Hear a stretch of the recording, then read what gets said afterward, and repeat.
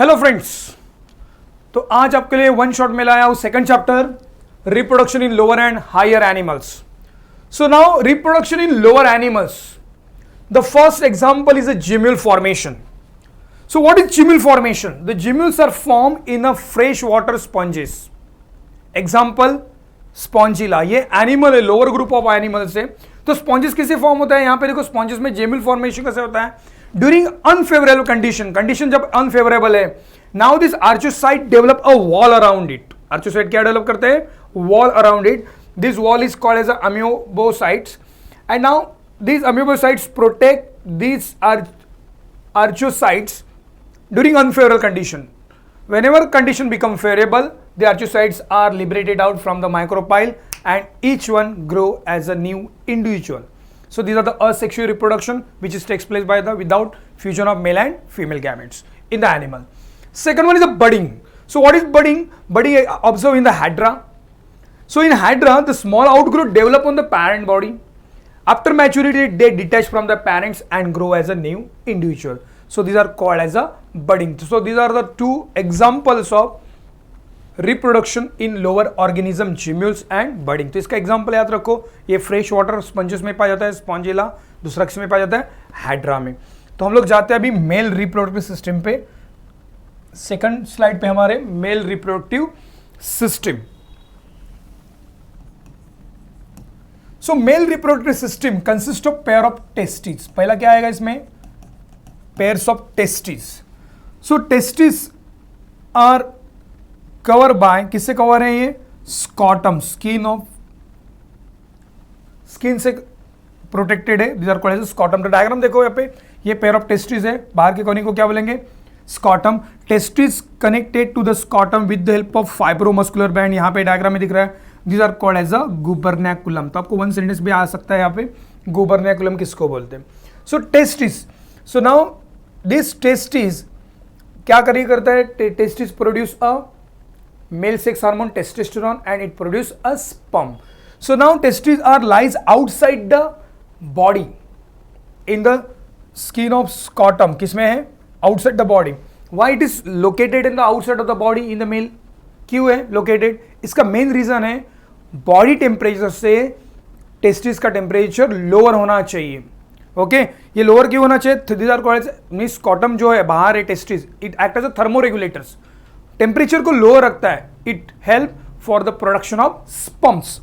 तो ये हो गया टेस्टिस. टेस्टिस के बाद आएगा आपको डक सिस्टम.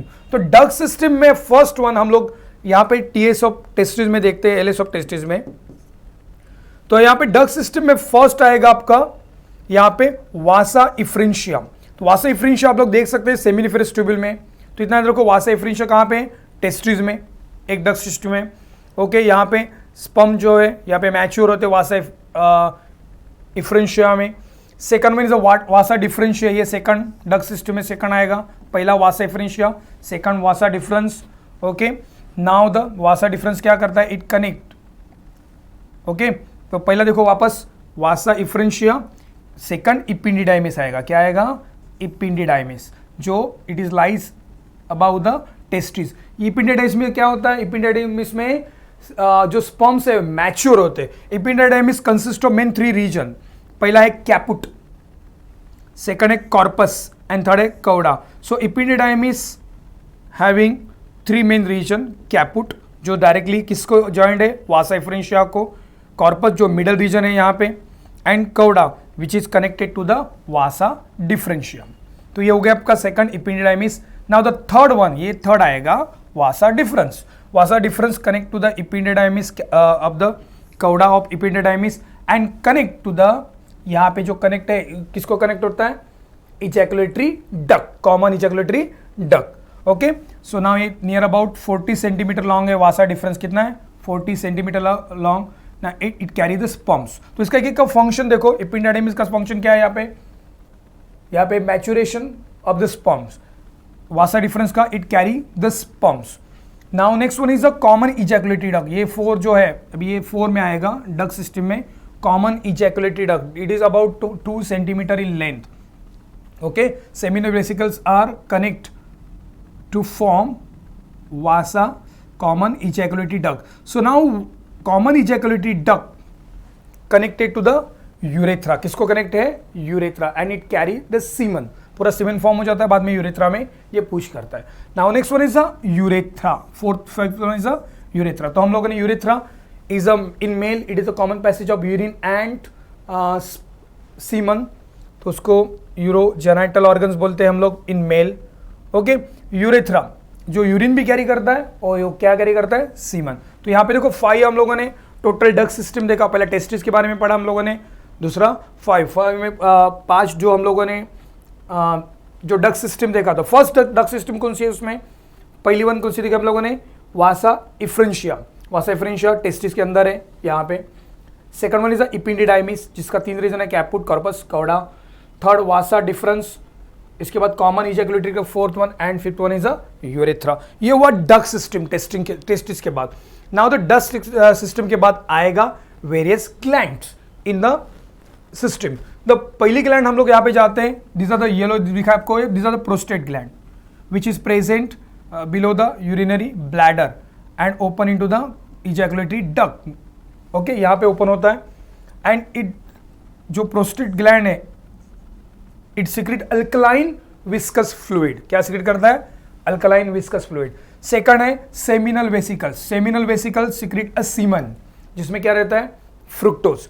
एंड थर्ड है कॉपर्स ग्लैंड, थर्ड कौन सी है, कॉपर्स ग्लैंड। तो 3 ग्लैंड्स यहाँ पे मेल में आते हैं। तो पहली ग्लैंड कौन सी बताया आपको, सेमिनल वेसिकल या prostate gland, seminal vesicles and Cowper's gland. तो यहाँ पे देखो ये लेबलिंग इजी है, तो आप लोग याद रखो, इस डायग्राम भी इजी है, आपको डायग्राम पूछी जाएगी या उसका लेबलिंग पूछा जाएगा। तो मैंने आपको वन शॉट में थोड़ा सा आपको, आपने पढ़ाई की है मगर आपको थोड़ा सा मैं आपको उसकी इंफॉर्मेशन दिया मैंने। नाउ द नेक्स्ट वन, हम लोग जाते हैं नेक्स्ट स्लाइड पे। यहाँ पे देखो टीएस ऑफ टेस्टिस, अभी टेस्टिस की हम लोग बात कर रहे हैं तो टीएस ऑफ टेस्टिस पे जाएंगे। TS of testis is line by tunica albuginea, जो आउटर कवरिंग है उसको क्या बोलते हैं, tunica albuginea. Below the tunica albuginea this is tunica vascularis is present. So now each testis having number of seminiferous tubule, testis में क्या present है, ये आपको ये जो दिख रहा है, these are called as a seminiferous tubule.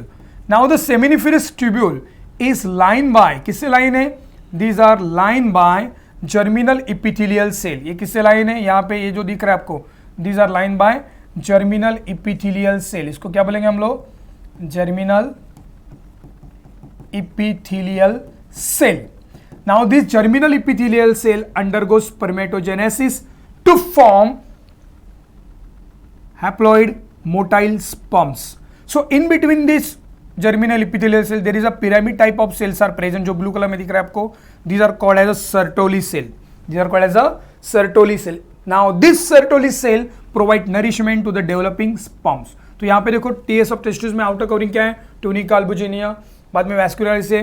Now this testis having number of seminiferous tubules lined by germinal epithelial cell, ये क्या है, germinal epithelial cell, okay, which undergoes spermatogenesis to form haploid sperm। In between this germinal epithelial cell there is a Sertoli cells are present which are pyramid shape which provide nourishment to the developing sperms। okay, तो यहाँ पे देखो ये हो गया seminiferous tubule।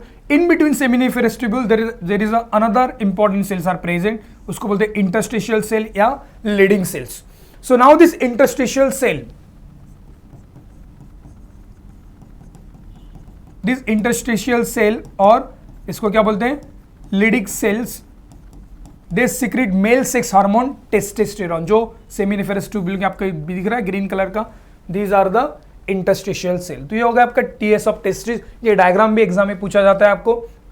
तो हम लोग जाते हैं अभी कंपोजिशन ऑफ सीमेन। जो टेस्टिस क्या सिक्रेट करती है, स्पर्म्स, और स्पर्म और जो भी ग्लैंड का सिक्रेशन है, 3 ग्लैंड्स का, प्रोस्टेट ग्लैंड, कॉपर्स ग्लैंड और कौन सी ग्लैंड है, सेमिनल वेसिकल्स, तीनों ग्लैंड का सिक्रेशन और स्पर्म मिलके क्या बनता है, सीमन। ओके, तो सीमन इज इजैकुलेटेड कितना एक टाइम पे इंसेमिनेशन में 3 to 4 ml semens are ejaculated. Now during intercourse, वापस देखो, सीमन इजैकुलेटेड ड्यूरिंग इंटरकोर्स, तो ड्यूरिंग इंटरकोर्स, सेक्सुअल इंटरकोर्स के दरमियान सीमन क्या होता है, इजैकुलेटेड होता है। Now there are 3 to 4 ml semen discharge होता है from male, this semen is called, जो इजैकुलेशन होता है जो रिलीज होता है उसको बोलते हैं कॉइटस। क्या बोलते हैं हम लोग उसको? कॉइटस। ओके, सो नाउ दिस कॉइटस जो सीमेन इजेक्ट हो रहा है उसको इट कंटेन, इसमें क्या क्या प्रेजेंट है? सेमिनी वेसिकल्स का सिक्रेशन, प्रोस्टेट ग्लैंड का सिक्रेशन है, कॉपर्स ग्लैंड का सिक्रेशन है and sperms. So now sperms कितने टोटल रहेंगे? 300 million sperms are present in semen. Coitus में कितना रहता है? 300 मिलियंस। तो यहां पे देखो, सो सीमेन कंटेंट में क्या क्या प्रेजेंट है? Seminal vesicle secretion, prostate gland secretion, copper gland secretion and sperms. तो यहां पे सेमिनल वेसिकल सिक्रेशन हम लोग देखते हैं। Seminal vesicle secretion it is about 60% of total amount of semen. Semen का टोटल 60% है। इट कंटेन फ्रुक्टोज, इसमें मेन क्या है? Fructose, fibrinogen and prostaglandin. 3 contain है इसमें, fructose, fibrinogen and prostaglandin. Fructose क्या करता है? ये स्पर्म को एनर्जी प्रोवाइड करता है, एक्टिव रखता है। फिब्रिनोजेन कोइगुलेशन करता है, जो सीमेन रहता है मेल सीमेन कोइटस वो कैसा रहता है? कोइगुलेट रहता है। तो कोइगुलेट किसकी वजह से होता है? Because of fibrinogen. Next one is a prostaglandin. Prostaglandin increase the contraction of female genital tract. During copulation जो कॉन्ट्रैक्शन होता है फीमेल जेनाइटल ट्रैक्ट का, तो उसको प्रोस्टाग्लैंडिन रिस्पॉन्सिबल है। विच हार्मोन्स? प्रोस्टाग्लैंडिन। तो ये सेमिनल वेसिकल के 3 है, फ्रुक्टोज, फिब्रिनोजेन एंड प्रोस्टाग्लैंडिन। तो हम लोग दूसरा देखते हैं prostate secretion. So prostate secretion there are about 30% of total amount of semen. It is a whitish fluid. Prostate secretion कैसा है? व्हाइटिश फ्लूइड है। It is alkaline in nature. It neutralize the acidic vagina secretion. जब semen इंसिमिनेशन होता है, सीमेन discharge होता है female vagina में, तो vagina is acidic in nature, तो उसको न्यूट्रलाइज करने का काम करता है अल्कलाइन नेचर वाला प्रोस्टेट सिक्रीशन। ओके, तो ये हुआ आपका कंपोजिशन ऑफ सीमेन। तो कंपोजिशन ऑफ सीमेन के लिए इतना आपको शॉर्ट नोट्स पूछा जाएगा एंड टीएस ऑफ टेस्टिस। तो हम लोग जाते हैं नेक्स्ट स्लाइड पे। तो यहां पे देखो फीमेल रिप्रोडक्टिव सिस्टम, अभी मेल हो गया आपका, female reproductive system, this are diagram is important, ये आपको पूछा जाएगा। So female reproductive system consist of, 1 by 1 जाते हैं हम लोग। First one is ovary. So pair of ovary lies on the either side of the uterus. कहां पे प्रेजेंट है? Either side of the uterus. Okay, ovary produce ovum. Ovary क्या produce करती है? ओवम। क्या प्रोड्यूस करती है? Ovum. Okay, now the second part is a, ये आपको दिख रहा है, these are called as a fallopian tube. इसको हम लोग क्या बोलेंगे? Fallopian tube. Now the fallopian tube present on the either side of the uterus. It consist of main 3 region. तो आपको यहाँ पे जो 3 रीजन दिख रहा है, यहाँ पे fimbriae finger like projection, infundibulum है, एम्फुला एंड स्टैमस। 3 रीजन है, first infundibulum, second ampulla, third स्टैमस।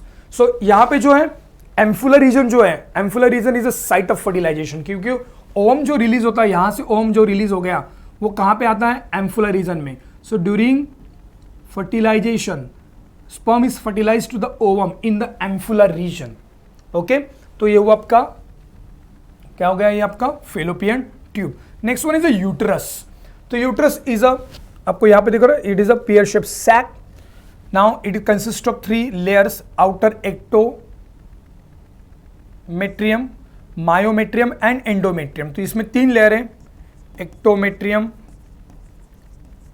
Middle वाली ग्रीन जो दिख रही है आपको myometrium, and inner one is जो रेड में निकला है आपको, these are called as a endometrium. तो uterus consist of line by 3 wall layer, ectometrium, middle myometrium and inner endometrium. It consists of also 3 region. ऊपर वाला जो डोम शेप दिख रहा है, these are called as fundus, बीच में है बॉडी एंड थर्ड है सर्विक्स। ओके, सर्विक्स से ओपन इनटू द वेजाइना। तो ये 3 है uterus. Uterus is a site of implantation and foetal growth. Baby जो ग्रोथ होता है वो कहाँ पे होता है? यूट्रस में होता है। तो ये हो गया आपका फीमेल रिप्रोडक्टिव सिस्टम जो हम लोगों ने ऊपर से देखा। So now all this female reproductive, ovary, fallopian tube और ये जो मैंने आपको क्या बताया, uterus, all they are include in internal genitalia. किसमें आता है ये? इंटरनल। मगर एक्सटर्नल जेनाइटलिया में आपको सिर्फ एक्सप्लेनेशन दिया आता है, इसमें लेबिया मेजोरा आता है, लेबिया माइनोरा, जो डायग्राम में नहीं दिखेगा, ये सब इंटरनल स्ट्रक्चर है। Ovary, fallopian tube and uterus, ये तीनों क्या है? Internal genitalia. इंटरनल जेनेटेलिया में आपको तीनों में एक्सप्लेन किया। तो एक्सटर्नल जेनेटेलिया में लेबिया मेजोरा, लेबिया मेजोरा है, ये फ्लैप लाइक लिप जैसा है।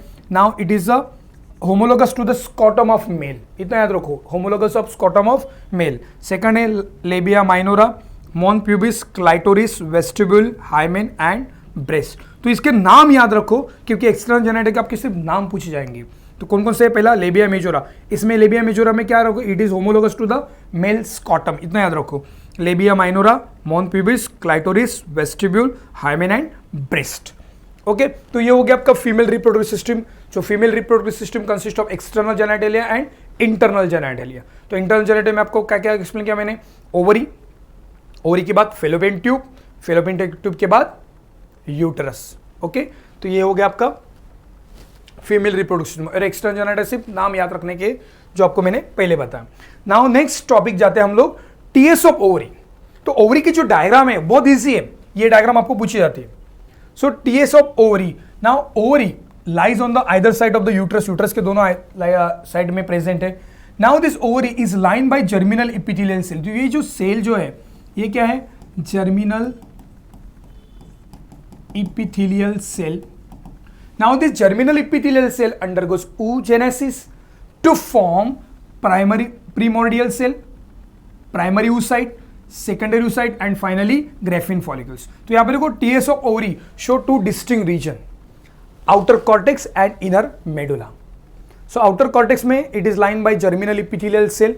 The germinal epithelial cell undergoes oogenesis to produce Graafian follicle. तो ये स्टेप वाइज होता है। डायग्राम देखो यहाँ पे, पहले प्रीमोर्डियल सेल बन गया, बाद में प्राइमरी oocytes बन गया, थर्ड सेकेंडरी oocyte बन गया, ग्राफियन फॉलिकल्स बन गया।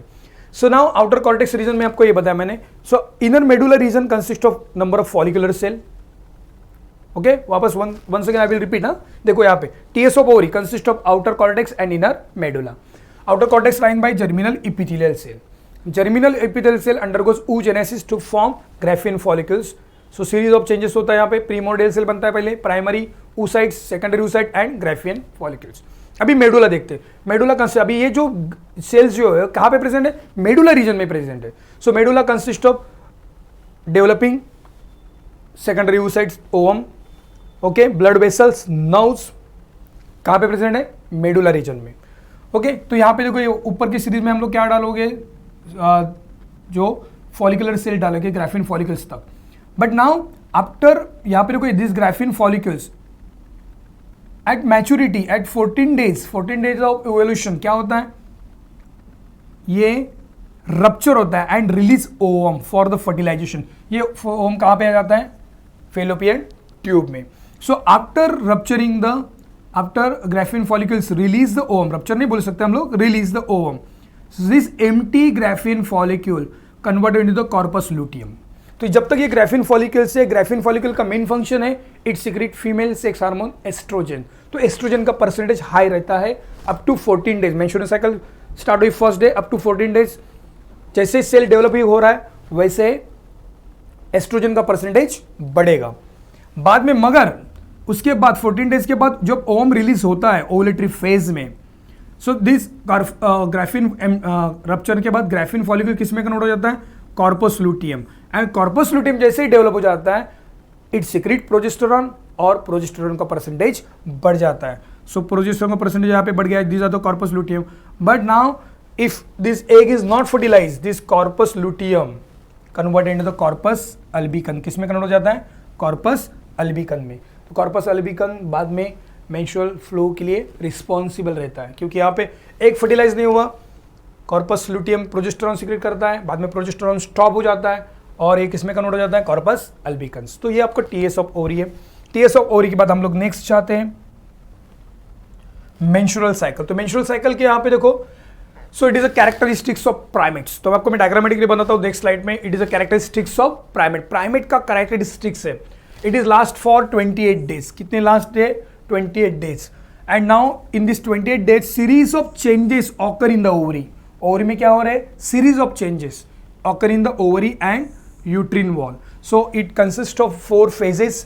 पहला फेज है मेंस्ट्रुअल फेज, सेकंड है proliferative phase, third ovulatory phase and fourth one is a luteal phase. तो हम लोग ये नेक्स्ट डायग्राम से देखते हैं। तो यहाँ पे देखो मैंने आपके लिए डायग्राम बनाया मैंने। तो यहाँ पे पहला फेज है मेंस्ट्रुअल फेज। तो मेंस्ट्रुअल फेज में देखो आपको यहाँ तक इतना ही डायग्राम हम लोग कंसिडर करेंगे। कहाँ तक? यहाँ तक इतना ही डायग्राम कंसिडर करेंगे, यहाँ तक मैं हाथ दिखा रहा हूँ आपको, यहाँ तक। Okay, so in menstrual phase कब होती है? First to fourth day. तो मेंस्ट्रुअल फेज में देखो ओवम इज नॉट फर्टिलाइज, यहाँ पे ओवम फर्टिलाइज नहीं हुआ है। तो यहाँ पे मैंने क्या निकाला है? यहाँ पे कॉर्पस अल्बिकन निकाला है, जो व्हाइट कलर में। क्या निकाला है मैंने? Corpus albicans. तो यहाँ से मेंस्ट्रुअल साइकिल स्टार्ट होती है, फर्स्ट टू फोर्थ डे तक मेंस्ट्रुअल साइकिल रहती है।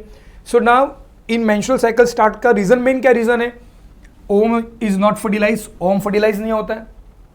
ओवम फर्टिलाइज नहीं हुआ तो हाई प्रोजेस्टेरॉन जो है it inhibit the secretion of luteinizing hormone. वापस देखो मैंने क्या लिखा है, हाई प्रोजेस्टेरॉन। तो यहां पे आप लोग देख सकते हैं कि यहां पे जो प्रोजेस्टेरॉन है वो प्रोजेस्टेरॉन कैसे है? हाई है। तो ये आपको ये दिख रहा है, आपको प्रोजेस्टेरॉन, येलो में क्या दिख रहा है? प्रोजेस्टेरॉन। ओके, और ये क्या है? एस्ट्रोजन, ग्रीन में जो दिख रहा है आपको। तो यहां पे मैं आपको देख सकता हूं, यहां पे फर्स्ट मेंस्ट्रुअल फेज में क्या हो रहा है? मेंस्ट्रुअल फेज में प्रोजेस्टेरॉन हाई था, मगर एक फर्टिलाइज नहीं होने की वजह से प्रोजेस्टेरॉन क्या हो जाता है? प्रोजेस्टेरॉन डिक्रीज हो जाता है, एलएच भी डिक्रीज हो जाता है। तो ये इस फेज में इतना याद रखो, एलएच। ओके, ये एलएच है, ये क्या है? ये आपको ब्लू में क्या दिख रहा है? एलएच। एलएच और progesterone both are get decrease, both कैसे हो जाते हैं? Decrease during menstrual cycle. Decrease होने की वजह से क्या होता है? Because of decrease of this FSH and, देखो यहां पे वापस मैं डायग्राम पे आ जाता हूं। तो ये मेंस्ट्रुअल फेज स्टार्ट कैसे होती है? प्रोजेस्टेरॉन डिक्रीज होता है, ओवम फर्टिलाइज नहीं हुआ, प्रोजेस्टेरॉन डिक्रीज हो जाता है। प्रोजेस्टेरॉन डिक्रीज जैसे हो जाता है वो एलएच को भी डिक्रीज करता है। एलएच को डिक्रीज करने के बाद जो एंडोमेट्रियम है, आपको यहाँ पे जो लेयर दिख रही है वो एंडोमेट्रियम, एंडोमेट्रियम रप्चर होती है। यहाँ पे मैं रेड दिखाया जानबूझ के। सो एंडोमेट्रियम क्या हो जाती है? रप्चर। और एंडोमेट्रियम रप्चर होने के बाद मेंस्ट्रुअल फ्लो स्टार्ट होता है। तो मेंस्ट्रुअल फेज में पहले याद रखो, फर्स्ट टू फोर्थ डे में क्या होता है? प्रोजेस्टेरॉन, देखो ओवम फर्टिलाइज नहीं हुआ, ओवम फर्टिलाइज नहीं हुआ तो प्रोजेस्टेरॉन जो हाई है ओके वो इनहिबिट हो जाता है। एलएच क्या करता है? इनहिबिट करता है उसको, और प्रोजेस्टेरॉन डिक्रीज हो जाता है। प्रोजेस्टेरॉन जैसे डिक्रीज हो जाता है, एलएच ल्यूटिनाइजिंग हार्मोन भी डिक्रीज हो जाता है। दोनों डिक्रीज हो गए। डिक्रीज होने के बाद ये 4 दिन में जो इनर एंडोमेट्रियम वॉल है वो रप्चर हो जाता है। क्या हो जाता है? रप्चर। रप्चर हो गया, यहाँ पे दिखा है डायग्राम में, रप्चर हुआ। रप्चर होने के बाद जो rupture cell debris, secretion of endometrium gland, cell debris, secretion of endometrium gland, blood and unfertilise egg, discharge. क्या हो जाता है? Discharge through the vagina during this 4 day. तो इस 4 डे में आपको यहाँ पे देखो जो आपको येलो कलर का दिख रहा है प्रोजेस्टेरॉन, ये प्रोजेस्टेरॉन है, लो हुआ है। ओके, एस्ट्रोजन भी कैसे हो? अभी एस्ट्रोजन भी यहाँ पे दिखा है नहीं, प्रोजेस्टेरॉन का मेन काम है। यहाँ पे जो आपको दिख रहा है एफएसएच तो नहीं है यहाँ पे। तो इतना याद रखो, फर्स्ट फेज में प्रोजेस्टेरॉन और एलएच डिक्रीज हुआ, डिक्रीज की वजह से एंडोमेट्रियम रप्चर हुआ। एंडोमेट्रियम रप्चर हुआ तो उसके सेल डेब्रीज, उसका ब्लड, अनफर्टिलाइज एग और कॉर्पस अल्बिकन का सिक्रीशन, ये सब डिस्चार्ज हो जाता है मेंस्ट्रुअल फ्लो के द्वारा। ओके, और 30 to 40 ml ब्लड लॉस होता है during menstrual flow. Now the second phase is a proliferative phase. So second phase में क्या होता है? ये जो एफएसएच है, ये आपको मैं कि यहाँ पे दिखा है व्हाइट कलर में, these are the FSH. FSH stimulate the ovary. Ovary को स्टिमुलेट कौन करता है? FSH to produce ovum. तो यहाँ पे ओवम देखो, आप यहाँ पे 5वें दिन में ओवम डेवलप होने लगा है। देखो ऊपर ओवम डेवलप हुआ। ओवम जैसे प्रीमोर्डियल से प्राइमरी, प्राइमरी से सेकेंडरी, सेकेंडरी से ग्राफिन फॉलिकल में डेवलप हो गया अप टू 13 डेज तक। तो ग्राफिन फॉलिकल एस्ट्रोजन सिक्रेट करता है। सेकंड फेज में रिपेयरिंग स्टार्ट होता है, एस्ट्रोजन सिक्रेट हुआ। एस्ट्रोजन सिक्रेट होने की वजह से एंडोमेट्रियम का थिकनेस बढ़ता है। क्या बढ़ता है? एंडोमेट्रियम का थिकनेस। एंडोमेट्रियम का थिकनेस, इसलिए मैंने आपको थोड़ा रेड कलर में थोड़ा सा डार्क दिखा यहाँ पे, और यहाँ पे देख सकते हैं आप लोग एस्ट्रोजन बढ़ गया है। तो ग्रीन में आपको दिख रहा है, क्या दिख रहा है? एस्ट्रोजन। एस्ट्रोजन क्यों बढ़ गया? क्योंकि यहाँ पे ग्राफिन फॉलिकल डेवलप हुआ अप टू 13 डेज तक। ओके, यहाँ पे एलएच भी हाई है, इस लेवल में क्या है? LH become high. एलएच भी क्या हो रहा है? इंक्रीज हो रहा है। ये जो आपको एलएच दिख रहा है वो क्या हो रहा है? इंक्रीज हो रहा है। ओके, तो ये हुआ आपका सेकंड। तो सेकंड फेज में क्या होता है, proliferative फेज में FSH stimulate ovary to produce ovum, ovum produce हुआ, Graafian follicle secrete oestrogen, LH भी इंक्रीज हुआ and repairing of endometrium. Now the third phase को हम लोग क्या बोलेंगे, ओवुलेटरी फेज, जो एक ही दिन के 14 डेज। तो उसमें क्या होता है, ग्राफिन फॉलिकल ये जो यहाँ पे है, they are release the ovum into the fallopian tube for the fertilisation. Okay, fertilisation के लिए क्या रिलीज करता है, ओवम। तो ये 14 डेज में होता है थर्ड फेज में, जिसको हम लोग बोलते हैं ओवुलेटरी फेज, जो बीच में दिखा है। तो इसमें देखो हम लोग देख सकते हैं एंडोमेट्रियम का थिकनेस भी हाई लेवल पे है, ओके, एस्ट्रोजन भी हाई है, LH भी हाई है। तो यहाँ पे ग्राफिकल हम लोग देख सकते हैं 1 by 1, 1 2 3 ऐसे ग्राफिकल में अलग अलग है। Next one is the fourth phase. Now the fourth phase is a secretary phase. तो ये फेज कब होती है, 15 to up to 28 days. So now if egg is fertilized, यहाँ पे ओवम जो फर्टिलाइज हुआ फेलोपियन ट्यूब में, तो नाउ दिस कॉर्पस जो एम्प्टी ग्राफिन फॉलिकल किसमें कन्वर्ट हो जाता है, corpus luteum. This corpus luteum secret progesterone and increase thickness of, किसका थिकनेस बढ़ाता है, एंडोमेट्रियम। प्रोजेस्टेरॉन सीक्रेट होता है, थिकनेस ऑफ एंडोमेट्रियम का बढ़ जाता है, जो प्रेगनेंसी के लिए जरूरी है क्योंकि एग फर्टिलाइज हुआ। If egg is not fertilise, egg fertilise नहीं होने की वजह से क्या होता है, कॉर्पस लुटियम कन्वर्ट होता है कॉर्पस अल्बिकन्स। तो यहाँ पे प्रोजेस्टेरॉन भी स्टार्ट क्या, अल्बिकन फॉर्म हुआ, प्रोजेस्टेरॉन डिक्रीज हुआ, एंडोमेट्रियम का थिकनेस कम हो गया, एंडोमेट्रियम का थिकनेस कम हो गया, प्रोजेस्टेरॉन भी कम हो गया, एस्ट्रोजन भी कम है, और यहाँ पे LH भी क्या हो गया, decrease, and it is a beginning of menstrual cycle. तो यहाँ पे देखो लास्ट फेज में इतना याद रखो 15 to 28 डेज में इसमें ओवम फर्टिलाइज हुआ, तो corpus luteum progesterone continuously secret करता है, एंडोमेट्रियम का थिकनेस बढ़ता है एंड मेंटेन प्रेगनेंसी। नहीं हुआ तो प्रोजेस्टेरॉन डिक्रीज हो जाता है, कॉर्पस लुटियम अल्बिकन में कन्वर्ट हो जाता है, प्रोजेस्टेरॉन डिक्रीज हो जाता है, LH डिक्रीज हो जाता है, LH प्रोजेस्टेरॉन डिक्रीज होने के बाद it start the menstrual flow. तो ये हो गया आपका मेंस्ट्रुअल साइकिल फास्ट फॉरवर्ड में। नाउ द नेक्स्ट वन हम लोग जाएंगे gametogenesis. What is gametogenesis, the formation of gametes in sexually reproduce animals, they are called as a gametogenesis. तो गैमेटोजेनेसिस में आपको है स्पर्मेटोजेनेसिस एंड oogenesis, दोनों साइड साइड में दिया मैंने। So what is spermatogenesis, formation of sperms, okay, the process of formation of sperms, haploid motile sperms, these are called as spermatogenesis. And what is oogenesis, formation of ovum, the process of formation of ovum, the process is called as a oogenesis. Spermatogenesis occur in the testes, किसमें होता है, seminiferous tubule में, while oogenesis occur in the ovary. इतना याद रखो, ये testis में होता है, ओवरी में नहीं। तो प्रोसेस जो तीनों है डेवलपमेंट का वन ऑफ द सेम। तो पहला फेज है मल्टीप्लिकेशन फेज। मल्टीप्लिकेशन फेज में हम लोग स्पर्मेटोजेनेसिस पे जाते हैं। तो प्रीमोडियल सेल है, undergoes repeated mitotic division to form number of haploid, क्या बनाता है यहाँ पे, नंबर ऑफ हैप्लॉइड, स्पर्मेटोगोनियम। तो यहाँ पे देखो पहला है मल्टीप्लिकेशन फेज, प्रीमोडियल सेल जो है सेमिनिफेरस ट्यूब्यूल का, undergoes repeated mitotic division to form spermatogonium. तो ये मल्टीप्लिकेशन फेज हुआ। मल्टीप्लिकेशन के फेज के बाद ग्रोथ फेज। तो यहाँ पे ग्रोथ फेज में देखो वन ऑफ द स्पर्मेटोगोनिया, कोई तो एक स्पर्मेटोगोनिया क्या करता है, okay, they are enlarge in their size, they accumulate the food material, क्या एक्यूमुलेट करता है, फूड मटेरियल, और to act as a primary spermatocyte. तो ये होगा आपका ग्रोथ फेज में। ग्रोथ फेज के बाद थर्ड आएगा मैच्योरेशन फेज। मैच्योरेशन फेज में क्या होता है, दिस प्राइमरी स्पर्मेटोसाइट जो है अंडरगोस मियोसिस। मियोसिस दो स्टेप में होता है, मियोसिस 1 एंड मियोसिस 2। तो मियोसिस 1 में आप लोग देख सकते हैं यहाँ पे, इन मियोसिस 1 में क्या हुआ, जो primary spermatocyte it converted into the secondary spermatocyte, secondary spermatocyte में कन्वर्ट हो गया। So meiosis it undergoes secondary spermatocyte undergoes meiosis 2 to form spermatids. तो spermatids they are form, but spermatids are non motile and haploid. So this spermatids which are form haploid spermatids, they undergo spermiogenesis। यहाँ पे क्या हो रहा है, spermiogenesis। So by after spermiogenesis they become motile because the flagella are formed।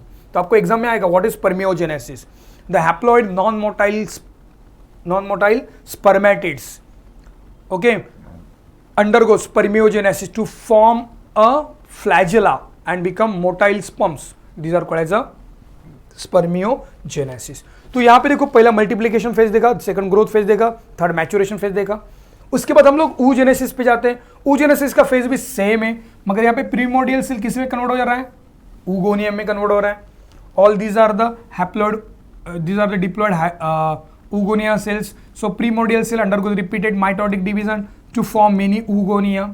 तो यहाँ पे second phase है ग्रोथ, बट यहाँ पे देखो, यहाँ पे ग्रोथ फेज में क्या हो रहा है, एक्यूमुलेशन फूड मटेरियल किया, मगर यहाँ पे भी एक्यूमुलेट फूड मटेरियल होता है, but it form a primary oocytes, larger primary oocyte, because ovum is the largest cell of the human body, सबसे बड़ा है। तो यहाँ पे प्राइमरी oocyte फॉर्म होता है, one of the oogonia accumulate the food material and act as a primary oocytes.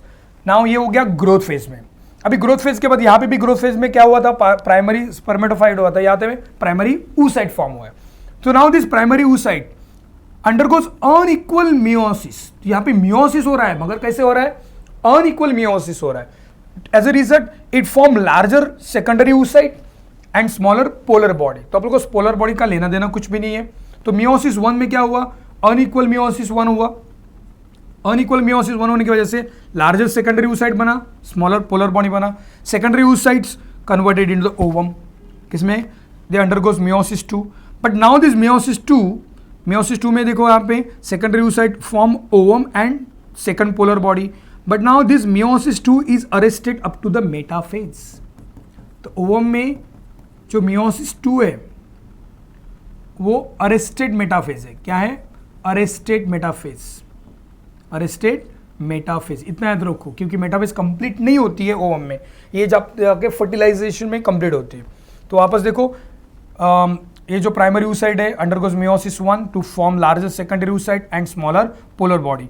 So secondary oocyte undergoes meiosis 2 to form larger ovum and second polar body. Okay, and now this, ये polar body क्या करता है, ये nutrition provide करता है किसको, ovum को बाद में। ओके, तो इतना याद रखो आपको, ये oogenesis, दो डायग्राम इंपॉर्टेंट है, डायग्राम का एक्सप्लेनेशन, दूसरा कुछ भी नहीं है। ओके, ये एग्जाम में आया तो बहुत मजा आएगा आपको लिखने के लिए। तो हम लोग जाते हैं नेक्स्ट स्लाइड पे।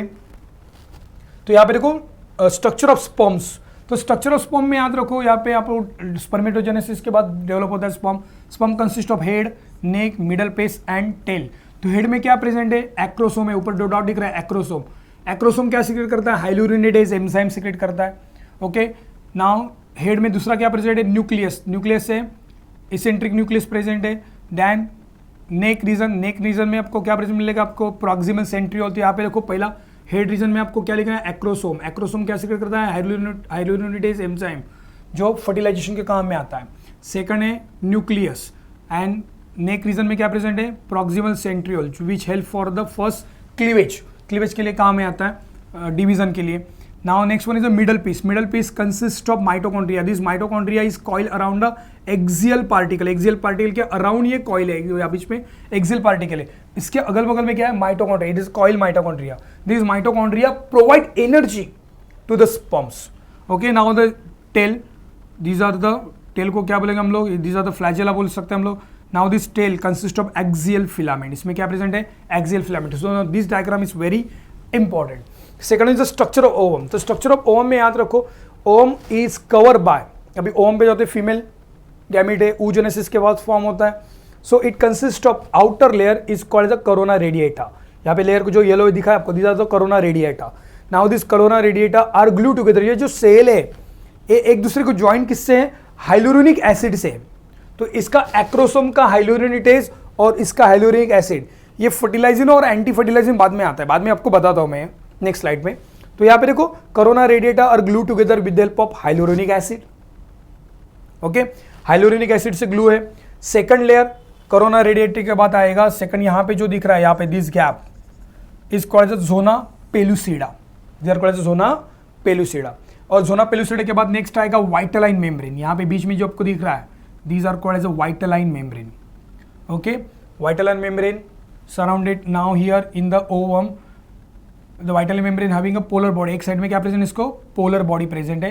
And nucleus is a eccentric triangle. Middle में न्यूक्लियस में प्रेजेंट नहीं है, न्यूक्लियस कहाँ पे, वन साइड प्रेजेंट है। कैसा है, वन साइड। आपको मिडल में दिखता है, तो ये मिडल में नहीं है, ये आपको ऐसे वन साइड निकालना पड़ेगा। ओके, तो यहाँ पे देखो वापस structure of ovum. Ovum consist of 2 outer coat covering corona radiata, zona pellucida. Zona pellucida के बाद next one is a vitelline membrane. Okay, this plasma membrane को ये बोलते हैं vitelline membrane in ovum.